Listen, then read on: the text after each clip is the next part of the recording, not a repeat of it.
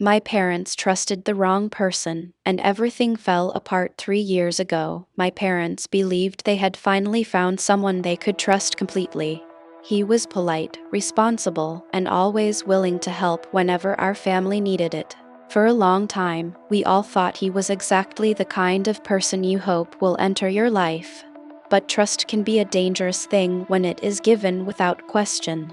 Because the day the truth finally came out, it didn't just reveal a mistake. It revealed a betrayal that destroyed the foundation of our entire family.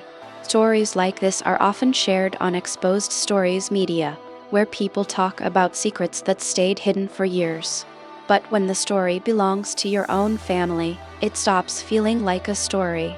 It becomes something much harder to face. To understand how everything collapsed, you have to understand who my parents were. My father spent most of his life working long hours as an electrician. He believed in discipline, responsibility, and honesty. My mother worked part-time at a small accounting office. She managed every dollar in our household with careful attention. We were never rich, but we were comfortable enough to feel secure. For most of my childhood, our family lived a quiet and predictable life. My parents believed strongly in helping others. If a neighbor needed assistance, my father would be the first person to show up. If a relative needed temporary financial help, my mother would quietly find a way to contribute. Trust was not something my parents gave slowly. It was something they offered naturally. And for most of their lives, that trust had never been seriously betrayed. That changed when a man named Daniel entered our lives. Daniel first appeared during a difficult period for our family. In the year 2019, my father suffered a minor heart attack. It was not life-threatening, but it forced him to stop working for several months. The sudden loss of income created stress that none of us had expected. That was when Daniel offered to help. He was a financial advisor who worked with retirement planning and investment accounts. A mutual friend introduced him to my parents. At first, Daniel simply offered advice. He reviewed their savings and explained ways to protect their retirement. He spoke calmly and confidently. He seemed knowledgeable and trustworthy. My parents appreciated his patience. He never rushed conversations. He answered every question carefully. And slowly, he became someone my parents depended on. Daniel began visiting our house regularly. Sometimes he came to review financial documents. Other times he simply stopped by for coffee and conversation. My mother often said it was comforting to have someone knowledgeable helping them navigate complicated financial decisions. Looking back now, I realize something important. Trust rarely appears suddenly.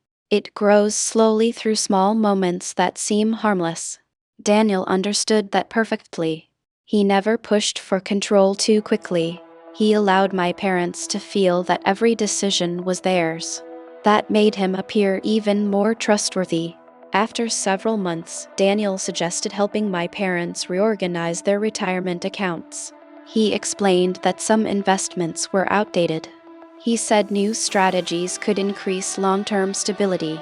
My parents listened carefully. They believed he had their best interests in mind. Eventually, they agreed to allow him limited access to help manage certain accounts. At the time, that decision felt practical. My parents trusted Daniel's expertise. They believed they were making a responsible financial choice. For nearly a year, nothing seemed unusual. Daniel continued assisting them. He provided reports that showed stable growth. He explained market changes and reassured them during uncertain periods. Everything looked professional. Everything appeared legitimate. If someone had asked me at that time whether Daniel was trustworthy, I would have said yes without hesitation. But sometimes the first sign of trouble is so small that it feels insignificant. The first sign came during a quiet evening conversation with my mother. She mentioned that one of their investment accounts had been moved into a different fund. The change had happened automatically, according to Daniel. He said it was a necessary adjustment based on market conditions. My mother didn't question it, but something about the explanation felt strange to me.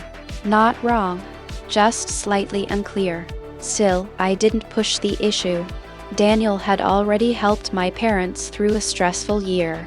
Questioning him felt unnecessary, but over the following months, similar changes continued to appear.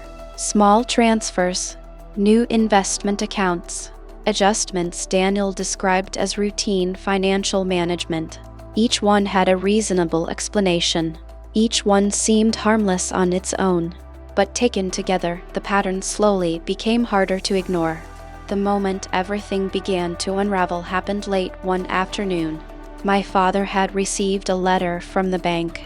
At first, he assumed it was another standard account statement. But when he opened the envelope, he found something completely unexpected. The letter mentioned a large withdrawal from one of their retirement accounts, a withdrawal that neither of my parents had approved. My father stared at the letter for several minutes before showing it to my mother. They both believed there must be a mistake. Daniel had always handled the details of their investments. Surely there was a reasonable explanation. My father called Daniel immediately. Daniel answered the phone calmly. He told my father there was nothing to worry about. He said the withdrawal was part of a temporary restructuring strategy. He promised everything would be restored within a few weeks. And because my parents trusted him, they believed him, at least for a little while. But that letter from the bank was only the beginning. Over the next few weeks, more questions began to appear. More statements arrived. More numbers that didn't make sense. And slowly, the trust my parents had built over years began to crack. None of us realized it yet, but the person my parents trusted the most was about to destroy everything they had worked their entire lives to build. And when the full truth finally surfaced, it would reveal something none of us were prepared to face. The letter from the bank was the first crack in the story Daniel had been telling. My parents wanted to believe it was only a misunderstanding. After all, Daniel had been helping them for almost 2 years. But the more they looked at their account statements, the more confused they became.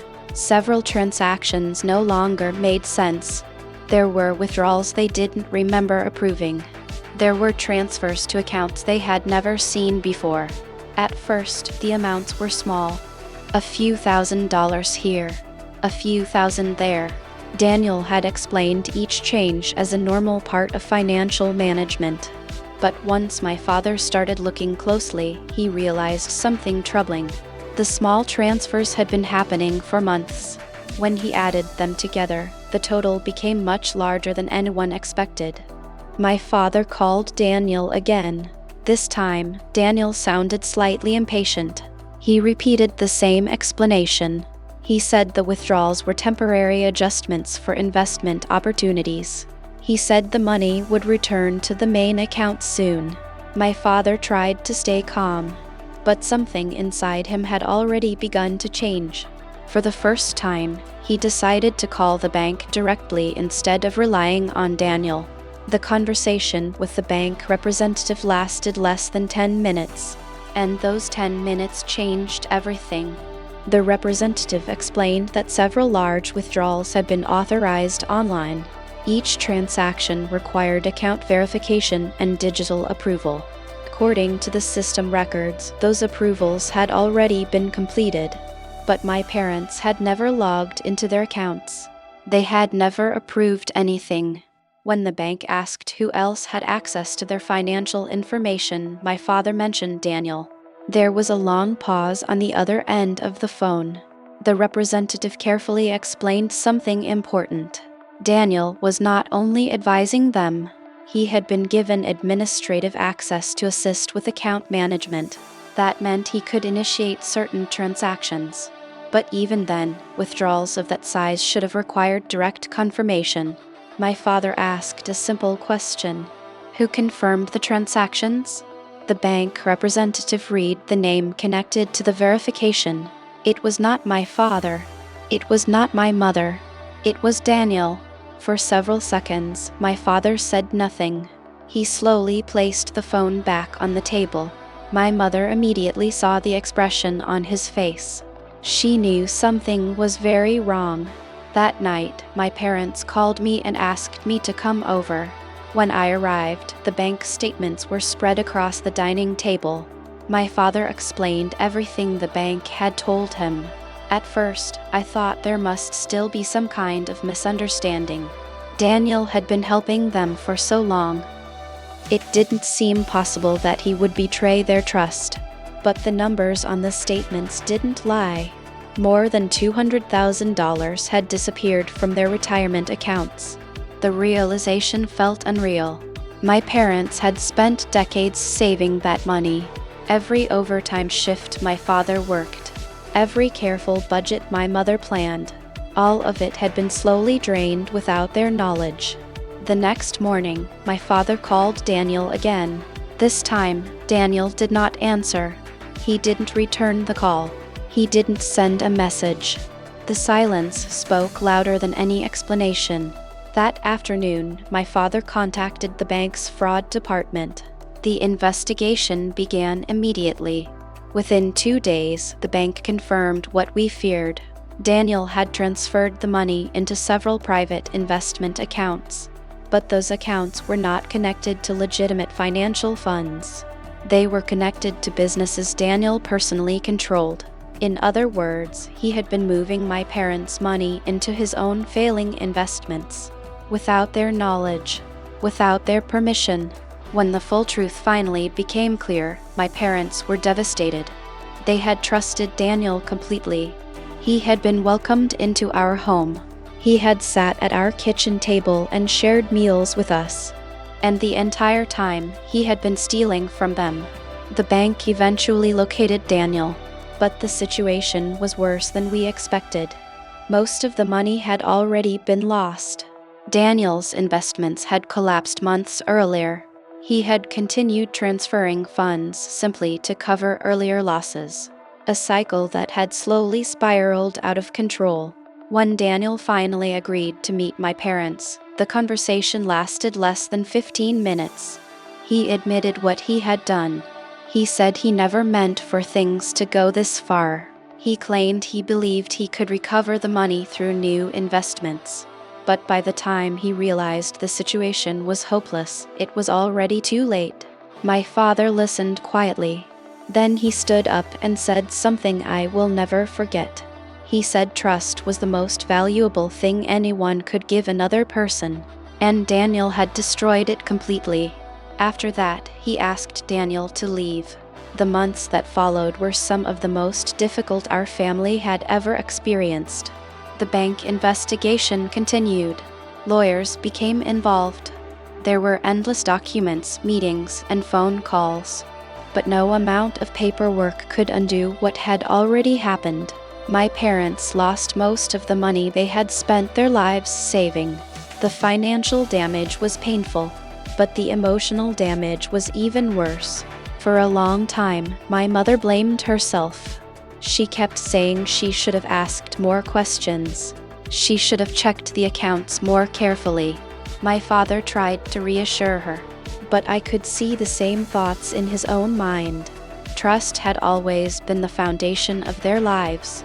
Now that foundation was gone. Family dinners became quiet. Conversations were shorter.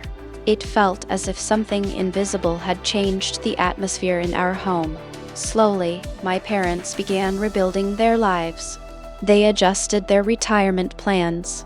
They reduced certain expenses. And little by little, they found ways to move forward.